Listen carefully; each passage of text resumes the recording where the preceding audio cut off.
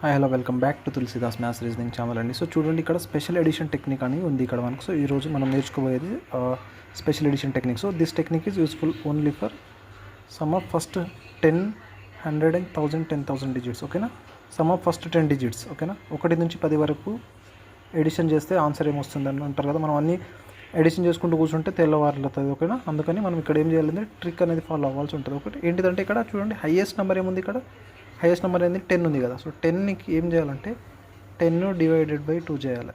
ఓకేనా, ఏమొస్తుంది 5 వస్తుంది. 5.